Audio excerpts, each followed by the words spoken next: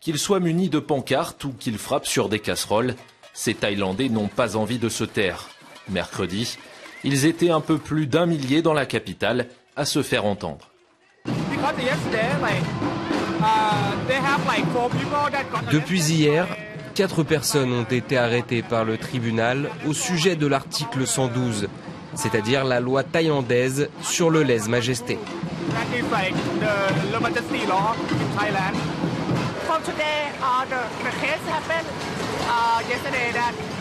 Hier, mon ami a été arrêté et ils ont besoin de nous. Nous devons nous exprimer pour les libérer et dénoncer cette injustice dans notre pays. À la tête du mouvement de jeunesse contestataire entamé en juillet pour demander notamment la démission du gouvernement et une réforme de la monarchie, 4 leaders ont été inculpés mardi pour sédition, un crime passible de 7 ans de prison. Abrogée en 2018, la loi de lèse-majesté a été rétablie par le roi Rama-X en novembre.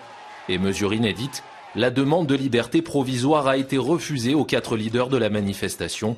La goutte de trop. Je ne peux pas accepter ce gouvernement et le fait qu'il utilise l'article 112 pour se débarrasser des personnes qui s'expriment et de la liberté d'expression. C'est injuste. La loi n'est pas valable. Je compte faire tout ce que je peux pour me joindre à cette manifestation et faire de mon mieux. Je ne sais pas comment nous pouvons nous exprimer autrement.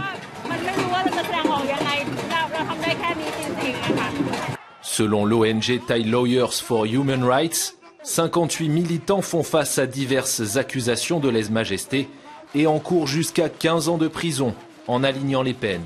Une situation qui inquiète jusqu'aux Nations Unies. Nous sommes profondément troublés par la hausse signalée du nombre de poursuites pour lèse-majesté depuis fin 2020 et les peines de prison infligées qui semblent plus sévères. En décembre, le Bureau des droits de l'homme des Nations Unies avait appelé la Thaïlande à amender la loi, ce à quoi le monarque thaïlandais ne semble pas disposé.